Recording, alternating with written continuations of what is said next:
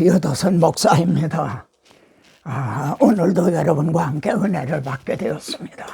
오늘은 하나님의 구원 계획 창세기부터 계시록까지를 마치면서 제가 지금 전하고 있는 스튜디오입니다.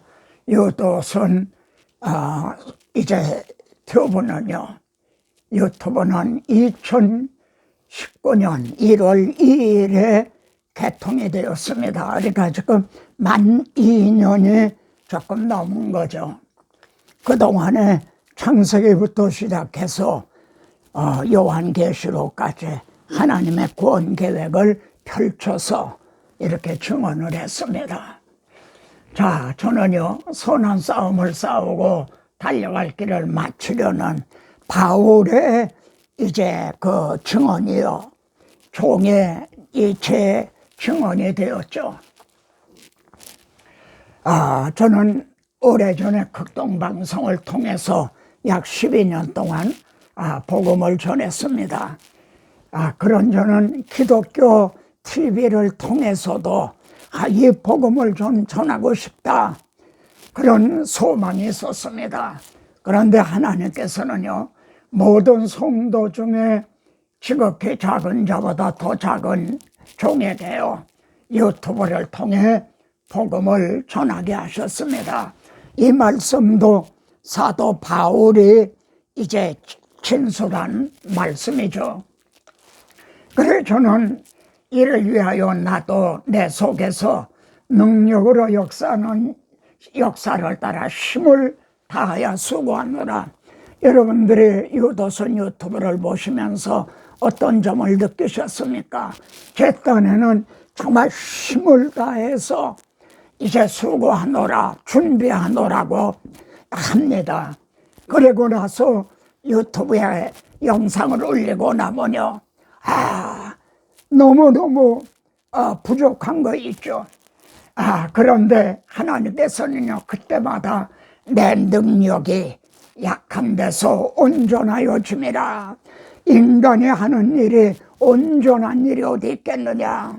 염려하지 말아라. 내 능력이 약한 데서 온전하여 줌이라. 이렇게 또 위로하고 힘을 주셨죠. 사도 바울은요, 그리고 저는요, 제 혼자 이 사역을 하고 있다, 이렇게 생각하고 있지 않습니다. 많은 사람의 기도로, 많은 사람들의 정말 물심양면으로 이제 후원을 해주셔서요, 얻은 은사로 말미암아 많은 사람이 우리를 위하여 감사하게 하려 함이라. 사도 바울 같은 대사도도요, 많은 사람의 기도로 자신이 이 일을 감당하고 있노라, 이렇게 증언한다면 종은 더욱더 그러한 거죠. 자, 신구약 성경은요, 한 편의 구원 계획입니다. 창세기에서 죄가 들어오자 내가 하리라 하고 시작한 것이 계시록 마지막에 가서 이루었도다 하고 완성이 되는 겁니다. 그러니까 창세기역을 출발한 하나님의 구원 열차가요, 계시록을 향해서 달려가는 것과 같죠. 하나님께서 구약 시대에는요, 여러 부분 여러 모양으로 말씀하신 하나님, 이렇게 말씀합니다. 뭘 이렇게 여러 부분 여러 모양으로 말씀하셨는가요? 이 성경이 곧 내게 대하여 증언하는 것이라 하신 예수 그리스도를요, 여러 부분 여러 모양, 언약, 예언, 예표, 그림자, 모형 등등등 여러 모양으로 말씀을 하셨어요. 왜 이렇게 말씀을 하셨죠? 믿을 만한 증거를 주시기 위해서요. 그리고 맨 마지막에 아들을 보내주신 거죠. 믿을 만한 증거를 여러 부분 여러 모양으로 말씀해 주시고요, 그런 후에 아들을 보내신 겁니다. 바로 그리스도의 증인들은 이 여러 부분 여러 모양을 통해서 예수가 그리스도시다, 이걸 입증을 하라고, 증언하라고 세움을 받은 자들인 거죠. 자, 자, 그런데 오늘의 현실은 어떠냐면요, 자유주의적인 신학, 현대주의적인 신학은요, 성경을 깨진 유리창처럼 이렇게 산산조각을 냈습니다. 성경의 권위를 믿지 않는 거예요. 근데 복음주의자들이라는 이제 많은 분들은 어떻게 하고 있냐면, 성경이 전들의 모임인 양 이렇게 취급하고 있다는 거죠. 그러면은 하나님께서 구약 성경을 통해 여러 부분, 여러 모양으로 증언하신 그리스도가, 복음이 사라지고 만다는 거죠. 인문학이나 심리학이나 축복이나 교훈이나 이런 것만 드러나고요, 예수 그리스도는 사라지고 만다는 거죠. 그래서 지금 제가 정말 여러분에게 부탁하는 거요, 창세기로부터 이렇게 말입니다. 계시록까지 마치 66층의 고층 빌딩과 같은 거예요. 여러분, 이거를 끊어놓으면 어떻게 됩니까? 건물이 무너지듯이요. 하나님의 구원 계획을 해체하지 말라, 이걸 부탁하는 겁니다. 자, 현대교회 설교 무엇이 그런 문제입니까? 여기 코끼리가 있죠. 군맹무쌍이라는 말을 아시죠? 여러 이제 맹인들이 코끼리 구경을 간가요. 어떤 맹인은 코를 만져봤습니다. 어떤 분은 다리를 만져봤어요. 어떤 분은 코끼리 몸뚱아리를 만져본 거예요. 그리고 뭐라고 말했겠을까요? 아, 구렁이 같이 생겼다, 기둥같이 생겼다, 아니다, 벽처럼 생겼다. 여러분, 복음서에도요 이런 부분들이 있어요. 그러나 그것이 코끼리가 아니듯이 그게 복음서는 아닙니다. 부분적으로 알게 되면 그렇게 됩니다. 자, 여기 말입니다. 감이 열렸어요. 요 아주 작은 가지에 어떻게 감이 열렸나요? 이 원줄기에 말입니다, 연결이 됐기 때문에 여기 감이 열리는 게 가능해지는 거죠. 그러면 성경의 원줄기가 누굽니까? 이 성경이 내게 대하여 증언한 것이란 그리스도인 겁니다. 성경에도 이렇게 지엽적인 말씀들이 많아요. 그런데 그 말씀도 끊어진 말씀으로 보면 안 된다는 겁니다. 예수 그리스도를 증언하는, 거기에 연결이 돼야 된다는 거죠. 만일 이게 끊어지면 어떻게 됩니까? 그리스도에게서 끊어지고 은혜에서 떨어진 자가 되는 거죠. 베드로는 이런 것을 맹인이라 그럽니다. 멀리 보지 못하고, 이렇게 근시안이라는 거죠. 오늘의 설교가 너무 근시안적이라는 거죠. 뼈대가 없는 거예요. 자, 치열법칙이라는 말이 있습니다. 탑하고 루트. 여기 큰 나무가 있습니다. 자, 이 비밀은 만세와 만대로부터 감추었던 것인데 이제는 성도들에게 나타났고, 여러분, 복음이 나타났죠. 그러면은 이 나무의 뿌리, 복음의 뿌리는 어디 있나요? 여러분, 이게 복음의 뿌리입니다. 여기 보면은 모세율법, 선지자의 글, 시편에 나를 가리켜 기록된, 복음의 뿌리가 여기에 다 뻗쳐 있다는 거죠. 구약 성경 여러 부분, 여러 모양으로 말씀한 거기에 다 붙여 있다는 거죠. 이걸 들어서 예수가 그리스도시다, 이걸 증언하라는 거. 그리스도의 증인들은 두 가지 사명을 위해서 세움을 받았습니다. 하나는요, 측량할 수 없는 그리스도의 풍성, 이게 복음이죠. 이방인들에게 전하게 하시고 불신자들에게 이 복음을 전하는 겁니다. 두 번째는요, 하나님 속에 감추어졌던 비밀의 경륜, 이것이 어떠한 것을 드러내게 하려 합니다. 이게 하나님의 구원 계획입니다. 자, 왜 이걸 드러내야 되나요? 이걸 드러내 증언해 줘야만 성도들의 믿음의 뿌리가 박히고 터가 굳어지기 때문입니다. 끄떡끄떡 이해가 되시죠? 이걸 전해줘야 성도들의 믿음의 뿌리가 박히고 믿음의 터가 순교자적인 그렇게 견고하게 된다는 거죠. 자, 성경을 캐논이라고 말합니다.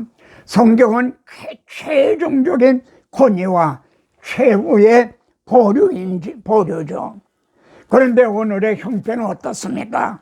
미국의 국제무역센터가 말이죠, 무너지듯이 이게 무너지고 있어요. 성경의 권위가 무너지고 있단 말입니다. 그러면은 의인이 무엇을 하랴? 기독교가 세워지지가 않아요. 복음이, 믿음이 세워지지가 않는 거예요. 이게 오늘의 현실이에요.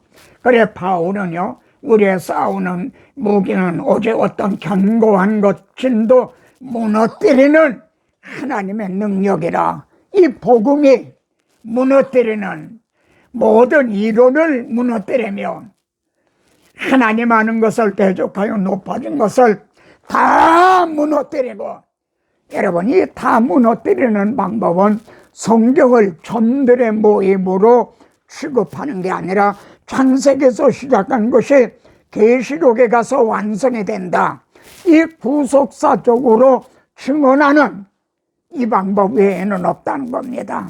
또 있다면 제게도 알려주십시오. 저도 그걸 전하겠습니다.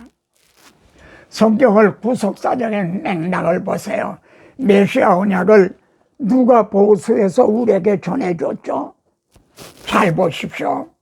여러분, 모세 오경의 중심은요, 제사장입니다. 제사장은 제물을 드리는 자들이죠.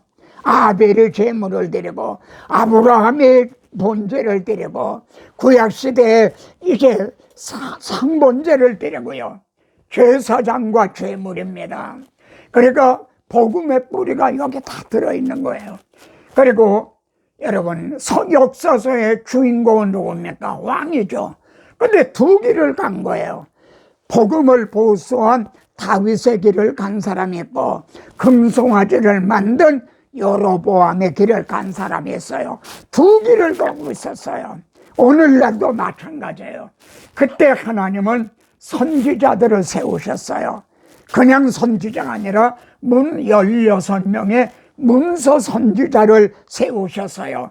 다른 길로 가는 왕을 책망을 하면서 이걸 기록을 해서, 선지서들을 기록을 해서 메시아 언약을 말이죠, 그걸 전해줬어요. 16명의 아주 작은 문서 선지자들이요. 이걸 정말 알아야 돼요. 만일 문서 선지자, 선지서가 없었다면 어떻게 되나요? 예수가 그리스도인 걸 증언할 근거가 없어져요. 그런 다음에 이제 우리 그리스도가 오셨죠. 그리스도는 바로 제사장이고 왕이시었고 선지자였죠. 그리고 자신을 제물로 드려주셨죠. 얼마나 정확합니까? 이게 구속사적인 맥락입니다. 그래서 구약을 성취했죠. 주님이 십자가상에서 다 이루었다 하신 복음을 그럼 누가 또 우리들에게 전해줬나요? 12 사도들이요, 복음서를 기록하고 서신서를 기록을 해서 우리에게 이걸 전해준 거죠. 그렇다면 지금은 누가 이 복음을 보수해서 후대에 전해줄 건가? 당신입니다. 이 유튜브를 시청하고 있는 형제입니다. 아시겠습니까? 자, 구원 계획을 마치면서 여러분의 성경을 보는 눈이 얼마나 밝아졌는가? 기본적인, 아주 이건 기본적인 겁니다. 5가지 질문을 드리겠습니다. 주님께서 베데스다 연못에서요 38년 된 병자를 고쳐주셨죠. 그날이 안식일이었어요. 근데 유대인들은 왜 안식일을 범하느냐 비난했어요. 그때 우리 주님은요, 같이 한번 보세요. 내 아버지께서 이제까지 일하시니 나도 일한다. 이렇게 반박을 하셨어요. 그러면은 첫째로 하나님은 무슨 일을 하고 계시죠? 한번 여러분 자문자답해 보세요. 두 번째, 예수님은 무슨 일을 하러 오셨죠? 그리고 주님이 성천하신 후에 성령님은 무엇을 위해서 또 강림하셨죠? 우리에게 주어진 성경의 저자와 기록 목적은 무엇이죠? 이상 네 가지 질문에 확고한 자만이 다섯 번째로 나의 소명이 뭔가, 나의 사명이 뭔가, 이걸 확고할 수가 있습니다. 하나님이 무슨 일을 하고 계시는지, 주님이 무엇을 위해 오셨는지, 성령님은 왜 강림하셨는지 이걸 알아야 나도 하나님의 뜻을 주의 종으로서 바로 이제 사명을 감당할 거 아니겠습니까? 우리 하나님은요, 창세기 3장 15절 원복음을 이제 이루어 나가는 거죠. 내가 여자의 우선으로 네 머리를 상하게 할 것이라, 그 일을 지금 하고 계시는 거죠. 그러면 우리 주님은요, 나도 일한다 하신 주님은요, 첫째, 잃어버린 자를 찾으러 오셨다고 그랬어요. 언제 잃어버렸죠? 인류의 시조 아담하와가 추방을 당할 때, 우리는 추방당한 상태에서, 잃어버린 상태에서 이제 태어났어요. 그 잃어버린 자들을 찾으러 왔다. 그러기 위해서는 그들의 죄값을 대속 죄물이 위해서 왔다. 그리고 주님은 십자가를 놓고 내가 이를 위해 이때에 왔나이다. 나는 무엇을 위해서 이때 왔는가 묻게 되죠. 그리고 십자가상에서 다 이루었다. 그때 비로소 죄로 막혔던 휘장이 열려졌죠. 주님은 이를 위해서 오셨어요. 그렇다면 형제는 무엇을 위해서 오셨습니까? 자, 성령님은 무슨 일을 위해 오셨죠? 성경의 저자와 기록 목적은 무엇이죠? 진리의 성령이 오실 때 그가 나를 증언할 것이요, 예수 그리스도를 증언하기 위해서 성령님은 오셨어요. 주님의 무엇을 증언하러 오셨나요? 십자가상에서요, 다 이루었다 하신 십자가 복음을 증언하러 오셨어요. 오병이어를 증언하러 오신 게 아니에요. 서신서에는 오병이어가 한마디도 안 나와요.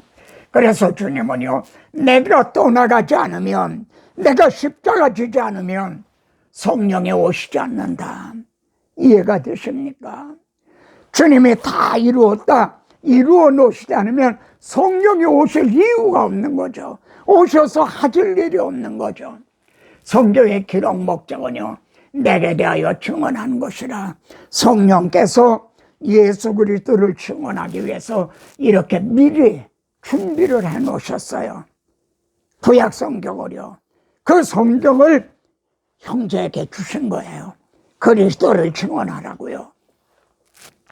형제에게 성령이 임하시고 성경이 주어졌죠. 그렇다면 형제의 사명은 무엇입니까? 이건 심각한 질문입니다.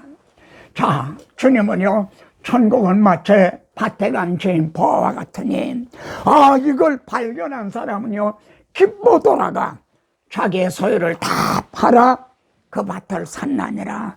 정말 나는 보아를 발견했는가? 그리고 다 팔아 이거 하나를 얻으려고 하고 있는가? 여기 보십시오. 여기 시무당이라는 게 나와요. 잃어버린 소를 찾는다는 얘기입니다. 불교에서는, 불교의 기본 교리가 삼법인설에 있어요. 불교에는 고, 반야신교에도 보면 허공이라는요, 아무것도 없어요. 비어 있어요. 시무당, 잃어버린 소를 찾는 거예요. 내가 누군가, 지금도 여러분 잃어버린 소를 찾고 있어요.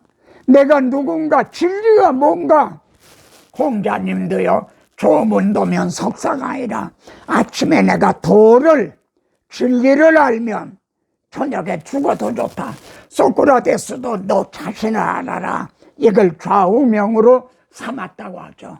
그런데 예수 그리스도는 내가 곧 길이다, 너희가 찾고 있는 내가 길이다, 내가 진리다. 그래서 복음을요, 진리의 도라고 말하죠. 내가 생명이다. 나로 말미암지 않고는 아버지께로 올 자가 없나니라. 이렇게 말씀을 합니다. 우리 주님은요 4대 성인 중에 한 분이 결코 아닙니다. 자, 하나님 속에 감췄던 비밀의 경륜, 그리스도의 비밀, 복음의 비밀을 깨달은 자 바울은요 그냥 그리스도라고 말하잖아요. 그리스도의 비밀. 그리고요 하나님 속에 감췄던 비밀의 경륜, 또요 그냥 복음이라고 말하고 있잖아요. 복음의 비밀. 이걸 담대히 알게 하옵소서. 여러분, 이걸 깨달은 만큼, 이걸 발견한 만큼, 그리고 이걸 소유한 만큼 담대하게 증언하게 되겠죠.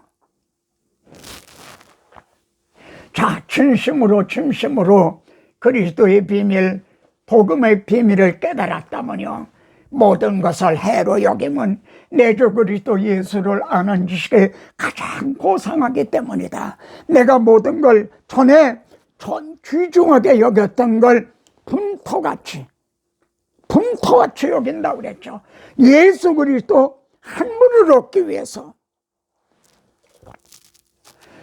내가 달려갈 길과 주 예수께 받은 사명, 이걸 마치려 하면은 나의 생명조차 조금도 귀한 것으로 여기지 아니하노라.